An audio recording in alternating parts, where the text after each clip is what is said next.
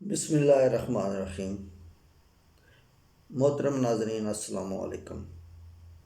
میں ہوں آپ کا ہوسٹ محمد ظہور چودھری، اور میں آج اور کل کے موضوع پر بات کرنے کے لیے پارٹ 2 میں آپ سے مخاطب ہوں۔ ناظرین، میں نے پچھلی ویڈیو میں یہ بتایا، اور جو کچھ بتایا آپ نے سنا۔ اب میں ایک سب سے پہلے اپنی مسلمان کمیونٹی کی بات کرنے جا رہا ہوں۔ ہمیں کیا کرنا ہے؟ مسلمانوں کو کس بلاک میں جانا ہے؟ کیا کرنا ہے؟ تو ناظرین، آپ تاریخ اٹھا کے دیکھ لیں، جس حکمران نے امن سے، محبت سے، دنیا کے اللہ تعالیٰ کے بے شمار 1,00,000 تقریباً 24,000 پیغمبر دنیا میں تشریف لائے، اور تمام پیغمبروں نے اپنی اپنی تبلیغ کی، اور تمام پیغمبروں سے سب سے جو کم عمر ہے سرور کائنات صلی اللہ علیہ وآلہ وسلم کی، جو دنیا میں تھی، اس کے بعد وہ پردہ فرما ہوئے۔ تو ناظرین، ان کی 60 سالہ زندگی میں آج مسلمان دنیا کے تقریباً 1,75,00,000,000 کے لگ بھگ مسلمان ہیں۔ 75 نہ سے 60 ضرور ہوں گے، لیکن 60 سے اوپر ہیں، اور 75 کے ارد گرد ہیں۔ یعنی دنیا کی آبادی کا میرے خیال میں 35% بنتا ہے، تو ہم دنیا کی آبادی کا 35% ہیں، 35%۔ اور اس سے پہلے جو تبلیغ ہوئی، مطلب پیغمبروں کی عمر 700 سال، 800 سال، 1000 سال تھی، اور اسلام یا مذہب یا اللہ کے جو حکامات ہیں، ان کی پیروی کتنے درجنوں کے لوگوں نے اسلام قبول کیا، یا اس طرح اس معاملے میں آئے۔ آج جو کرسچن ہے، عیسائیت ہے، میں اس کو کرسچنیت مذہب نہیں سمجھتا، اس لیے کہ میں یورپ کے جو ملک ہیں ان کا طریقہ کار دیکھ کر یہ کہہ رہا ہوں، لیکن میں اس سے آگے لمبی بحث نہیں کرتا۔ تو ناظرین، سب سے جو بہترین رستہ ہے وہ امن کا رستہ ہے، محبت کا رستہ ہے۔ اور دنیا میں ابھی حال ہی میں جنگ جب مسلط کر دی جائے تو پھر تو کوئی چارہ ہی نہیں ہے، لیکن ہمیں کسی بھی بلاک کا حصہ نہ بن کے اپنے آپ کو آگے لے کے چلنا ہے۔ اور مسلمانوں کے لیے میں نے ایک ویڈیو میں یہ کہا کہ دنیا کے علماء جو ہے سر جوڑ کر بیٹھیں، اور وہ ایک پالیسی پر کیوں نہیں آ سکتے؟ ان کے سامنے ایک ماڈل ہے، ایک ایگزام جو سامنے ایک ایک شیشہ نظر آ رہا ہے، قرآن اور سنت، تو وہ اس کو سامنے رکھتے ہوئے کیوں نہیں ایک روڈ میپ بناتے؟ اسی طرح مسلمان کلمہ گو ہیں، حکمران ہیں، تو آج تک 1400 سال یا تقریباً 1450 سال گزر گئے ہیں، تو نظر دوڑا کے دیکھ لیں کہ کتنے لوگ آج زندہ ہیں، اور وہ کیا ساتھ لے کر گئے۔ کتنے حکمران آج زندہ ہیں، بڑے بڑے نعوذ باللہ خدا دیت کا دعویٰ کیا گیا، لیکن آج ان کا نام و نشان نہیں ہے۔ تو سلطان صلاح الدین ایوبی، نور الدین زنگی، علماء تو ہمارے جو پیغمبر ہیں ان کی تو الگ ہے نا، وہ امیر المومنین، جتنے بھی ہماری جو اس وقت کی خلافت گزری، وہ تو اس پر تو بات کرنا ہی بے وقوفی ہے نا۔ وہ تو ایک ماڈل تھے، ایک ان کا اگزامپل تھا۔ آج بھی ہمارے وزیر اعظم صاحب کہہ رہے ہیں کہ ریاست مدینہ کی نقل کرنا، ریاست مدینہ بنانا، تو اس پر اس کے بعد جو لوگ آئے، میں اس کی بات کر رہا ہوں، یا اس سے پہلے جنہوں نے فرعون تھے، سکندر تھے، الیگزینڈر، ارسطو تھے، فلاں فلاں، مطلب سب جن کا نام و نشان نہیں ہے، اور جنہوں نے امن کی تبلیغ کی، محبت کی تبلیغ کی، آج ان کا نام زندہ ہے، آج شاہ فیصل کا نام زندہ ہے، آج بھٹو کا نام زندہ ہے، آج قائد اعظم رحمۃ اللہ علیہ کا نام زندہ ہے، علامہ اقبال رحمۃ اللہ علیہ کا نام زندہ ہے، مطلب بے شمار، لیاقت علی خان صاحب کا نام زندہ ہے۔ تو یہ لوگ کیا ساتھ لے کر گئے، اور ان کی جو پالیسیاں تھیں یا ان کے جو طریقہ کار تھے، وہ آج ہم ان کو فالو کرتے ہیں، ان کی نقل کرتے ہیں، تو کیوں نہ آج کے حکمران بھی، اور میں انتہائی قابل سمجھتا ہوں ہمارے وزیر اعظم جناب عمران خان صاحب کو، کہ وہ بار بار جائیں سعودی عرب کے پاس، بار بار جائیں دبئی کے پاس، مطلب بالکل اس میں ہچکچائیں نہ،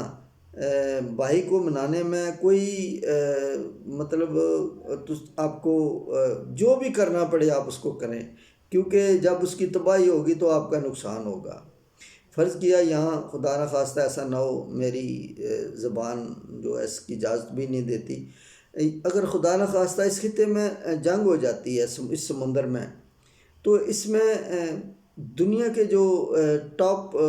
مسلم کنٹری ہیں، یا جس کی طرف مسلمانوں کی نظر ہے کہ وہ ہیں، تو ہماری جو پوزیشن ہے ابھی ٹھیک ہے، اگر خدا نخواستہ یہی تباہ برباد ہو گئے تو پھر وہ مسلمانوں کا کیا ہوگا؟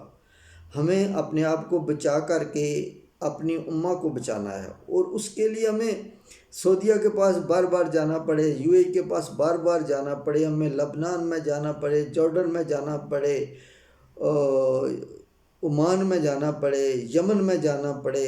یو اے ای میں جانا پڑے، قطر، بحرین، کویت، عراق، سوریہ، ایران، ترکی، جتنی یہ اسٹیٹیں ہیں رشیا سے آزاد ہوئی ہیں، 7 اسٹیٹیں، ازبکستان، ترکمنستان، کرغستان، یہ تمام، افغانستان کی جو دوسری کمیونٹی ہے، جو دوسری پاورفل جو ٹیم ہے، ہمیں اس کے ساتھ بھی بات کرنی چاہیے۔ مولا غنی برادران، کرزئی بڑے منجے ہوئے سیاستدان ہیں، تو ہمیں ان کو بھی اس میں لانا چاہیے، ایون سب کو اس میں لے کر آنا چاہیے، اور ہمارے جو بھائی ہیں طالبان ہیں، ان کو بھی ہمیں قائل کرنا چاہیے کہ آپ ان سے بات کریں، آپ نیگوسیشن کریں، اور مل بیٹھ کے اپنے مسائل کا حل تلاش کریں، کیونکہ آپ کے مسائل کا حل، آپ نے 40 سال جنگ لڑی ہے، تو جس سے آپ آگے بڑھ سے 40 سال آپ پیچھے گئے نا، اگر 40 سال اگر آپ آزاد ہوتے یا اپنی اکانومی کو بہتر کرتے، تو آج آپ بہترین طاقت ہوتے۔ تو پاکستان کو سب سے پہلے، پاکستان، افغانستان، ایران، ترکی، ان 4 ممالک کو بار بار ملنا چاہیے، ان کی خارجہ پالیسی، ان کے اکنامک معاملات، مطلب ایک دوسرے سے لین دین، اس میں خصوصی توجہ دینی چاہیے، اور اس کے پیچھے اب اللہ تعالیٰ نے ایک مدد بھیجی ہے، چائنا ہمارے جو ہے وہ ہماری اس ساری پالیسی کے ساتھ، اور چائنا بھی لڑنا نہیں چاہتا، یہ بات مجھے اچھی طرح پتہ ہے کہ چائنا نے اپنی پالیسیاں روزگار میں بنائی ہیں، بزنس میں بنائی ہیں، اقتصادیات میں بنائی ہیں، اس نے لڑائی جھگڑے کے لیے اس نے اپنی پالیسیاں ترتیب نہیں دی۔ انڈیا جو بار بار اس نے مداخلت کی ہے، اور چائنا کو لگا کہ وہ امریکہ کی پالیسی پر گامزن ہے، تب یہ جو لداخ کا معاملہ پیش آیا، ورنہ چائنا نے اپنی پالیسیاں تو بنا رکھی ہیں کہ یہ نہیں ہوگا تو یہ ہوگا، یہ نہیں ہوتا وہ ہوگا۔ یہ دنیا کے تمام ممالک اپنی اسٹریٹجی، اپنی جو ٹارگٹ ہے، اپنے جو اہداف ہیں وہ مقرر کرتے ہیں۔ تو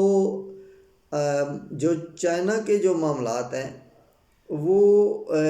ترقی میں ہیں، لڑائی جھگڑے میں، گولہ بارود یہ وہ سب بنا رہا ہے، اسے پتہ ہے، کیونکہ ہمارے عرب حکمران نے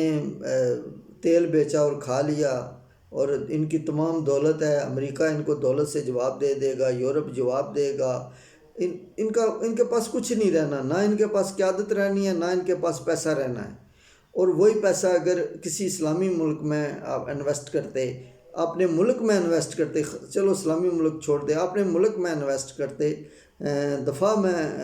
پیسہ خرچ کرتے، تو آج وہ اسرائیل کے سامنے گھٹنے نہ ٹیکتے۔ تو یہ یو اے ای اور سعودیہ کی جو آج انہوں نے اسرائیل کو جو تسلیم کر رہے ہیں یا کرنے جا رہے ہیں، تو یہ خوشی سے نہیں ہے، یہ خوشی سے نہیں ہے، یہ مجبوری ہے۔ انہوں نے ڈنڈا دکھایا ہے کہ یہ آپ کے سر میں پڑے گا۔ تو اگر انہوں نے اپنا دفاع ترتیب دیا ہوتا، اور آج پاکستان بھی ان کے ساتھ کھڑا ہوتا، کھڑے تو آج بھی ہیں، لیکن ہم کہاں لڑیں گے؟ یہ لوگ اپنا پٹکا باندھ لیتے ہیں اور